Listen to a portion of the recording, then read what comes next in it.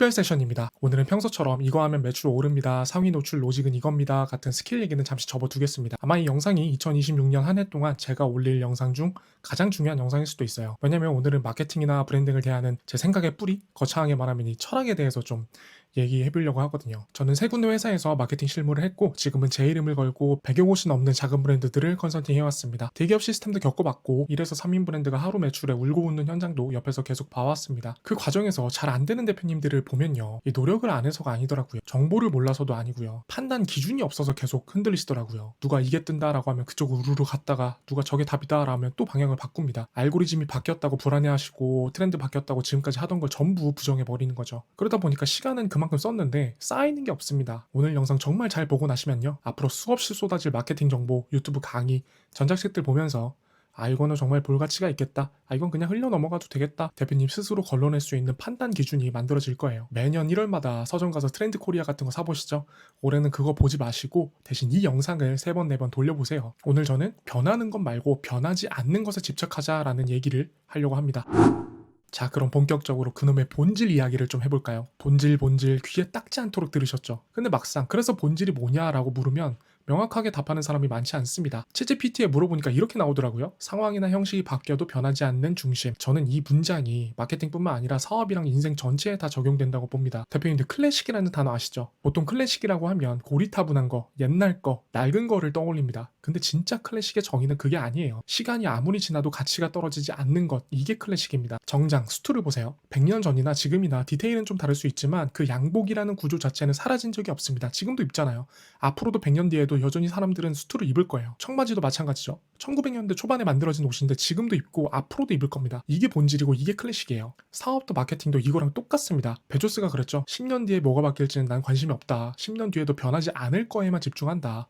고객은 앞으로도 더 싼 가격을 원할 거고 더 빠른 배송을 원할 거다. 이건 10년 뒤에도 100년 뒤에도 절대 안 변합니다. 그래서 아마존은 그 변하지 않는 거에 돈이랑 에너지를 미친 듯이 쏟아 부은 거고, 그 결과가 지금의 아마존이죠. 근데 우리는 어떻습니까? 알고리즘 바뀌었다고 흔들리고 릴스 다음에 못 뜬다더라, 네이버 로직이 또 바뀌었다더라, 이런 변하는 거에 매번 반응합니다. 문제는 이런 것들은 3개월, 6개월 지나면 또 바뀐다는 거예요. 그럼 마케팅에서 변하지 않는 건 뭘까요? 플랫폼 정책 변합니다. 노출 로직 변합니다. 영상 포맷, 자막 스타일, 편집 방식 전부 변합니다. 변하지 않는 건 사람입니다. 사람이 반응하는 방식, 사람이 멈추는 지점, 사람이 불안해지는 순간, 사람이 신뢰를 느끼는 구조, 이거는 예전부터 지금까지 그리고 앞으로도 절대 변하지 않을 거예요. 그래서 저는 알고리즘 공략법, 상위 노출 기술, 세팅 방법 이런 얘기를 별로 좋아하지 않습니다. 그건 본질이 아니라 결과에 가깝습니다. 알고리즘은 사람들이 어떻게 반응하는지를 보고 나서 나중에 만들어지는 거예요. 사람들이 멈추고 보고 저장하고 공유하고 다음 행동을 하니까 플랫폼이 이게 돈이 되겠다라고 하고 반응하는 겁니다. 순서는 항상 사람, 반응, 데이터, 알고리즘 이 순인데 이걸 거꾸로 생각하니까 헷갈리는 겁니다. 인간의 뇌가 1만 년 전에 세팅값에서 크게 달라지지 않았다라고 하잖아요. 지금 환경만 바뀐 거지 본능은 그대로라고요. 그래서 자극적인 썸네일에 멈추고 남들이 줄 서면 나도 모르게 서고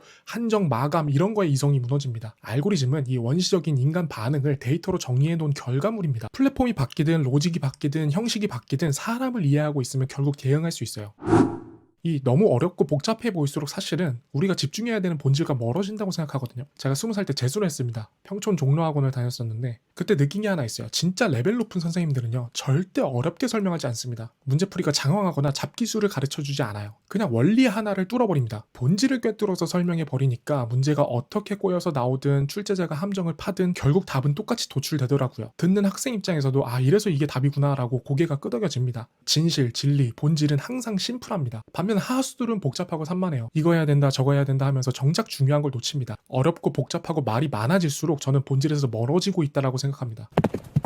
지금부터 오늘 제일 중요한 이야기를 하나 할 건데요. 저는 이걸 바퀴벌레 이론이라고 부릅니다. 이거 하나만 제대로 이해하셔도 오늘 영상 값어치는 다 뽑으시는 겁니다. 대표님들, 요즘 뉴스 보면요, 세상에 큰일들이 얼마나 많습니까? 저 지구 반대편에서는 전쟁 나서 미사일 날아다니고 경제위기가 온다고 난리고 통합범죄 일어나고, 뉴스 보면은 당장 전 세계가 내일 망해도 이상하지 않을 것 같거든요. 근데 솔직히 대표님들, 뉴스에서 끝났다는 소식을 들었다고 해서 오늘 저녁 밥맛이 뚝 떨어지던가요?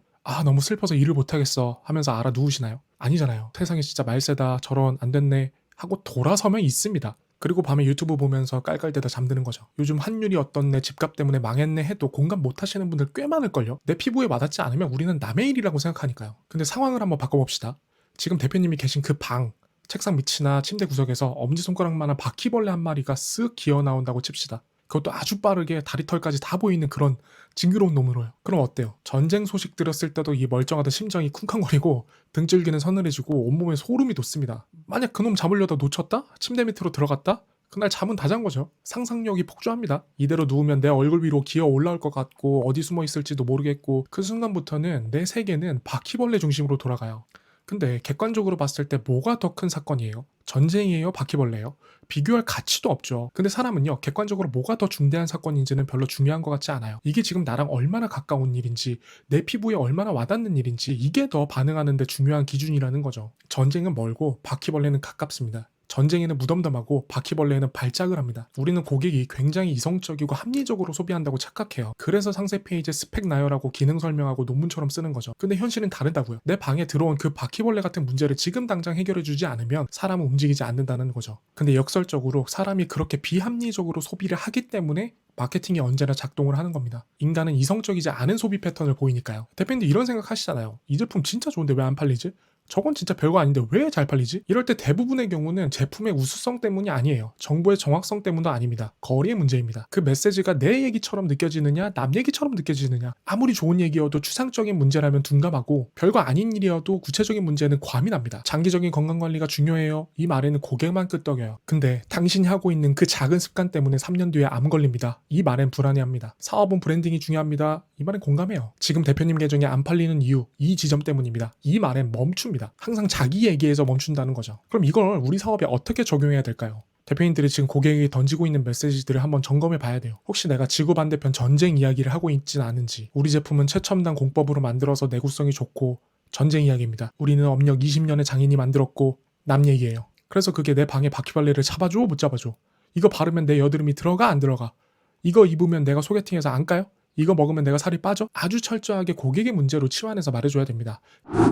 인간의 뇌는요, 생각보다 굉장히 구식의 하드웨어잖아요. 동굴에서 불 피우고 사냥하고 맹수 피해서 도망다니던 그 1만 년 전의 뇌랑 지금 스마트폰 들고 슈폼 넘기고 있는 뇌가 사실상 거의 같더라 라고 하잖아요. 예전 인간에게 가장 중요한 건 딱 하나였어요. 지금 당장 살 수 있느냐 죽느냐. 그러다 보니 뇌 설계가 가까운 위험에는 즉각 반응하게 되고 지금 당장의 보상에는 강한 끌림을 갖게 되고 먼 미래다라고 하면 우선순위가 낮게끔 설계가 돼 있잖아요. 이 구조는 지금도 그대로 작동을 합니다. 본능은 남아있는데 환경이 바뀐 거죠. 예전부터 인간은요, 아름다운 것에 끌리고 남들보다 우월감을 느끼고 싶어 했고 내가 너보다 서열이 높다는 걸 증명하고 싶어 했습니다. 급을 나누고 차등 대우를 받고 싶어 하는 거? 그거 속물적인 거 아니라 아주 본능적인 거예요. 예전에는 그게 뭐였어요?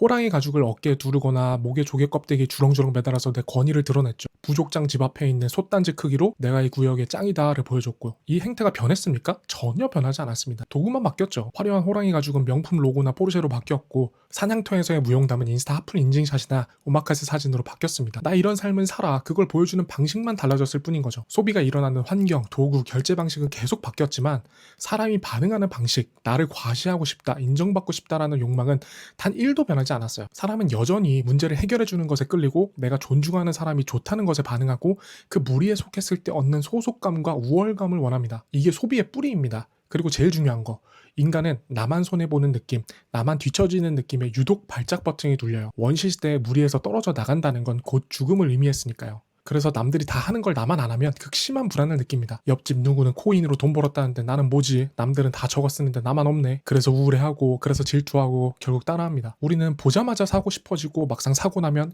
이건 비즈니스상 꼭 필요했어 라며 뒤늦게 이성적으로 합리화를 하잖아요. 사실 필요 없던 것도 처음 본 순간부터 마치 몇 년 전부터 원해왔던 것처럼 느끼기도 하고요. 이건 신문을 보던 시절에도 TV 광고 시대에도 지금 쇼폼 시대에도 똑같습니다. 그러니까 플랫폼이 바뀌어도 잘 팔리는 콘텐츠의 공식은 변하지 않는다는 거예요. 사람은 아주 일관되게 5가지에 반응합니다. 불안, 소속, 우월, 증명, 즉각 보상. 이 5개는 플랫폼이 바뀌어도 절대 사라지지 않아요.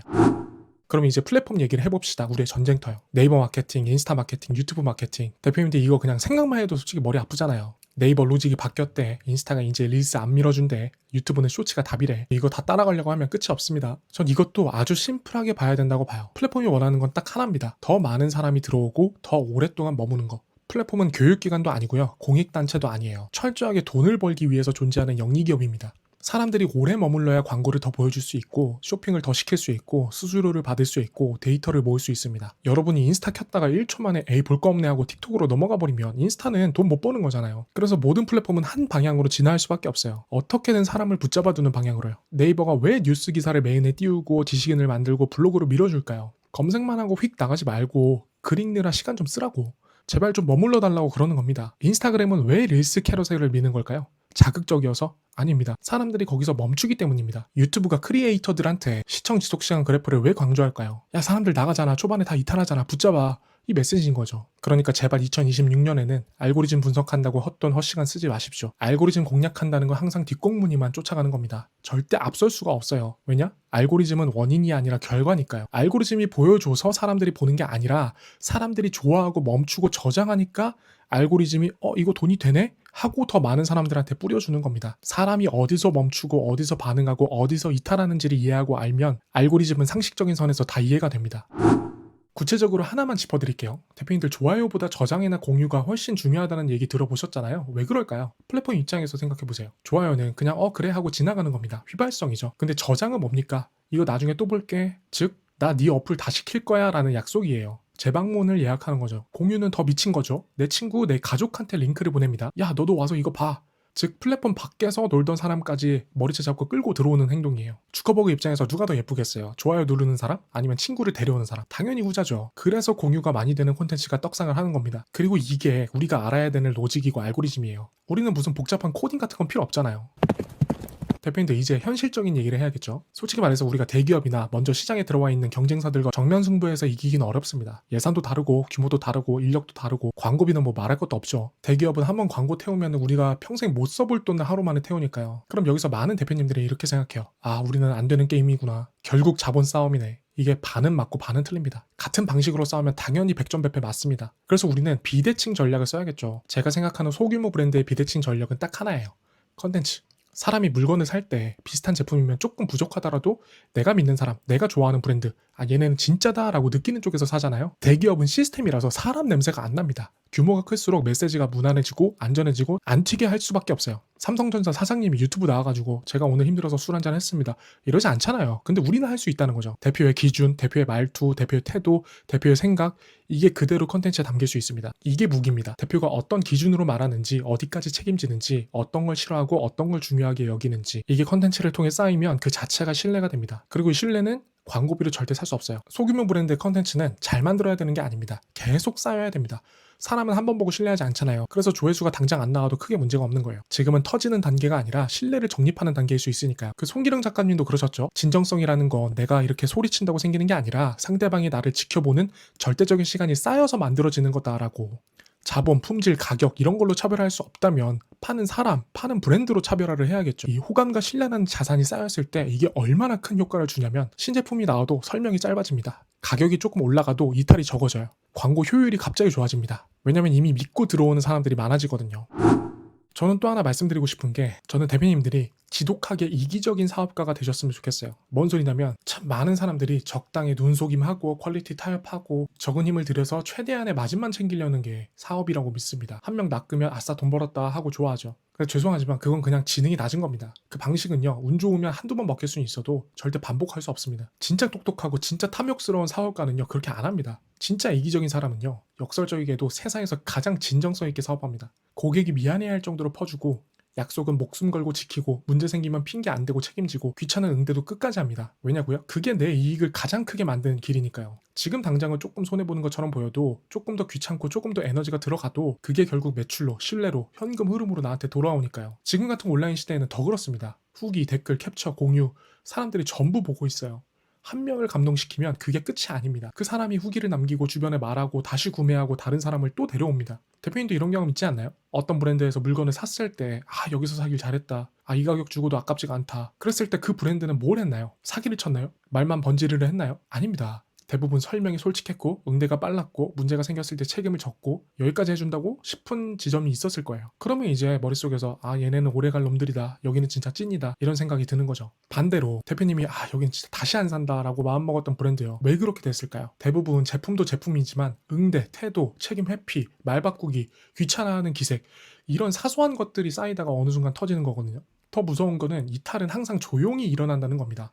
욕도 안 해요. 댓글도 안 써요. 그냥 안 옵니다. 당장 귀찮아서 대충 넘기면 지금은 편할 수 있죠. 근데 우리가 진정으로 고객에게 가치를 주려고 하면요. 돈 받고 파는 건데 돈 낸 사람이 고맙습니다라고 한다니까요. 이게 쌓이면 광고비로는 절대 살 수 없는 지속적인 현금 흐름이 만들어지는 거죠. 반짝하는 매출은 운이지만 끊기지 않는 현금 흐름은 실력이잖아요. 그러니까 친절, 진정성, 서비스 정신 이거 도덕책에 나오는 고리타분한 미덕 아닙니다. 이건 철저하게 나를 위한, 나의 이익을 극대화하기 위한 고도의 생존 전략이에요. 이 통수가 난무하는 온라인 자본주의 시장에서 믿을 수 있는 사람이 된다라는 건 그 자체로 정말 압도적인 무기가 되는 거잖아요. 그러니까 대표님들 진짜 돈을 미친 듯이 벌고 싶으시면 누구보다 윤리적으로 구십시오. 남들이 야 적당히 해 뭘 그렇게까지 하냐 라고 비아냥거릴 때 속으로 비웃으세요. 아유 멍청한 놈들, 나는 지금 내 브랜드, 내 몸값을 10배로 튀기는 중이다. 플랫폼도 이 구조를 정확히 알고 있습니다. 네이버든 유튜브든 인스타든 이 안에서 활동하는 업자들, 크리에이터들, 사업자들이 실제로 이익을 내고 살아남아야 플랫폼도 삽니다. 그래야 고객들이 계속 쓰고 여기 괜찮다라고 느끼고 더 오래 머물고 더 추천하고 판이 커지겠죠. 플랫폼은 이 안에서 돈 버는 사람들이 많아질수록 자기네들도 더 크게 벌 수 있는 구조를 만드는 쪽에 가깝거든요. 가끔 보면은 뭐 플랫폼 대기업이다라고 하면 무조건 막 적대적으로 간주하는 분들이 계시더라고요. 아니에요. 플랫폼도 우리 같은 소상공인이 진정으로 잘 되기를 바라고 있습니다. 그래야 자기들도 잘 되니까요. 이런 이기적인 이타주의자가 돼서 사업을 제대로 한번 해보려고 하면 반드시 마주치는 장애물이 있습니다. 바로 관중들. 훈수, 비아냥, 조롱. 그거 아닌데요? 이 소리요. 이거는 피할 수가 없습니다. 진짜입니다. 사업을 하다 보면 어디서든 이런 말을 들어요. 댓글에서, DM에서, 지인한테서, 경쟁사한테서, 심지어는 전혀 모르는 사람한테서 요즘은 그렇게 안 해요. 그 방식은 끝났어요. 님 그거 잘못 알고 계신 듯. 솔직히 짜증나죠. 사람인데 당연히 기분 나쁩니다. 하지만 대표님들 절대 흔들리지 마세요. 훈수와 비아냥은 원래 경기장 밖에서 구경하는 사람이 제일 잘합니다. 축구 보면서 손흥민 선수 욕하는 사람 많잖아요. 아니 저걸 왜 안 줘? 저걸 왜 저기로 가? 저걸 못 넣냐? 근데 그 아저씨들 직접 필드 위에 서보면 어떻게 될까요? 5분도 안 돼서 진짜 숨 턱턱 막히고 주저앉습니다. 사업도 똑같아요. 밖에서 보면요 모든 게 쉬워 보여요. 아 저건 이렇게 하면 되겠네. 왜 저렇게 하지? 아 나라면 안 저럴 텐데. 근데 막상 내 사업 내게 되면은 상황이 완전히 달라집니다. 인간이라 어쩔 수가 없어요. 이게 남의 거 볼 때는 기가 막히게 객관적인 이 훈수 해결책이 나오는데 내 상황 내 거가 되면은 이게 메타인지가 정말 10분의 1로 박살이 납니다. 맨날 날아가는 연예인들 인플루언서들 보면은 망가지는 패턴이 비슷하잖아요. 나는 솔로 빌런들도 보면은 다들 나는 솔로 이미 보고 왔을 텐데도 자기가 그 상황 안에 들어가면 또 빌런 짓을 하고 있다고요. 이게 내가 직접 플레이어가 되면 돈이 걸리고 시간이 걸리고 관계가 걸리고 책임이 걸립니다. 최선의 판단이 안 되는 게 당연한 거예요. 근데 여기서 대표님들이 절대 하면 안 되는 행동이 하나 있어요. 이 관중석에 있는 사람들을 설득하려고 하지 마세요. 아니 이게 왜 맞냐면 제가 이렇게 해서요. 아 이 맥락을 이해하셔야 돼요. 하지 마세요. 그 사람들은 설득의 대상이 아닙니다. 같은 판 위에 있는 사람들이 아니에요. 사소한 소음에 연연하지 마세요. 시야를 좀 높이 멀리 가셔야 됩니다. 자, 만약에 지금 내가 얼마 전까지 월 1000도 못 벌다가 갑자기 50억, 100억짜리 계약을 하러 가는 길이라고 칩시다. 근데 가는 길에 누가 끼어들기 좀 했다고, 창문 열고 욕 한마디 좀 했다고, 거기에서 차 세우고 내려서 멱살 잡고 싸우실 거예요. 그게 눈에 들어오겠어요? 그거 진짜 아무것도 아닌 거예요. 지금 나한테 이게 맞네, 틀리네 하는 그런 사람들 있잖아요. 냉정하게 말씀드리면 그 사람들 지금 자본주의 최전선에서 돈 벌고 있는 사람들이 아닙니다. 구경하는 쪽에 있는 사람들이에요. 책임이 없으니까 말이 가벼운 겁니다. 이 말을 하고 있는 사람이 지금 같은 판 위에서 같은 리스크를 지고 같은 게임을 하고 있나? 아니면 그냥 관중석에서 입만 떠들고 있는 건가? 이 기준으로 걸러내시면 훨씬 편하실 거예요.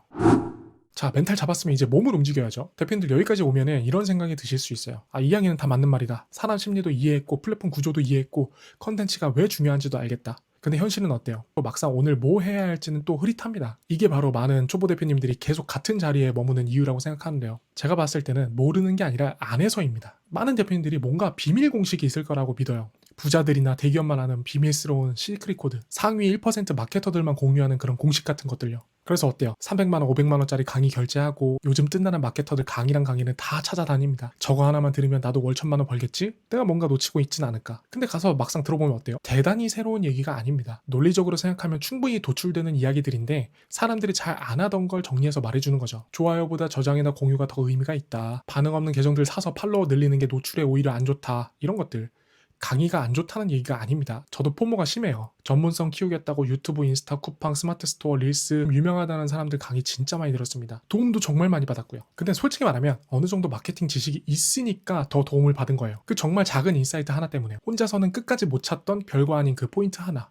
그 사람의 몇 년 시행착오를 몇백을 주고 사는 거죠. 그거는 굉장히 효율적인 소비라고 생각합니다. 근데 제가 대표님들한테 말씀드리고 싶은 거는 1부터 100까지 다 알려고 하지 마시고요. 이미 알고 있는 1부터 5, 10, 20까지만이라도 제대로 한번 해보는 게 필요해요.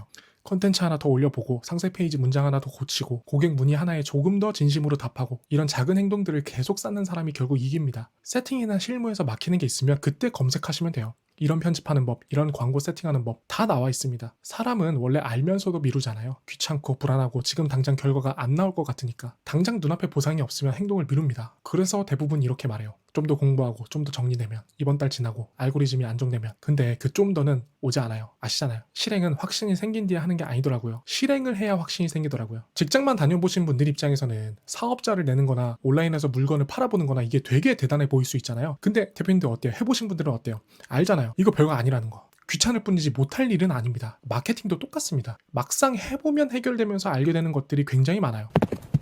그리고 하나 말씀드릴게. 목표 설정도 바꾸셔야 돼요. 2026년 매출 3배, 월 2천만 원 달성. 이런 목표는 버리세요. 왜냐? 매출은 우리가 통제할 수 있는 게 아니에요. 알고리즘이 결과라고 말씀드렸죠. 매출도 마찬가지로 후행 지표입니다. 고객이 살지 말지는 고객 마음이고 시장 상황이고 운이에요. 통제할 수 없는 걸 목표로 잡으니까 스트레스 받고 안 되면 좌절하고 포기하는 겁니다. 목표는 철저하게 내가 통제할 수 있는 행동으로 잡아야 돼요. 이번 주에 무엇을 쌓을 것인가? 이번 달에 어떤 행동을 몇 번 할 것인가? 이번 주에 컨텐츠 3개 올리기 내가 하면 되죠. 오늘 잠재 고객한테 DM 메일 20개 보내기 내가 하면 되죠. 고객 문의 응대 품질 한 단계 올리기 내가 하면 돼요. 이건 핑계가 안 통합니다. 비가 와도 할 수 있고 기분이 더러워도 할 수 있고 조회수가 박살이 나도 할 수 있습니다. 이런 통제 가능한 성공들이 쌓이고 쌓여서 어느 임계점을 넘으면 그때 사람들이 반응이 바뀌고 알고리즘이 터지고 결국 매출이 따라한다고 믿습니다. 자, 다시 처음으로 돌아가서 대표님 방에 바퀴벌레가 나왔습니다. 어떻게 해야 돼요? 바퀴벌레는 왜 생겼을까? 살충제는 뭐가 좋을까? 집 구조가 문제인가? 아니죠. 일단 그냥 휴지 둘둘 말아서 징그러워도 꾹 참고 한 번에 잡아서 편하게 잠자야죠. 당장 눈앞에 있는 그 징그럽고 귀찮은 문제들, 광고 하나 안 먹힌 거, 조회수 떨어진 거, 댓글 하나에 흔들린 거, 상세 페이지가 마음에 안 드는 거, 콘텐츠가 막힌 거, 그거 하나씩 직접 때려잡으면서 다음 레벨로 넘어가시죠. 쉬운 일이었으면 아무나 다 성공했겠죠. 우리가 직장인 월급 정도에 만족하려고 사업 시작한 거 아니잖아요. 돈을 더 벌고 싶고 자유를 원하고 판을 키우고 싶어서 이 길을 택한 거잖아요. 그럼 직장인들보다 더 어렵고 더 스트레스 받고 더 힘든 거 하는 게 맞지 않을까요? 2026년 쫄지 마시고 함께 변하지 않는 거에 집중해 보시죠. 대표님들 새해 복 많이 받으시고요. 오늘도 긴 영상 시청해 주셔서 감사합니다.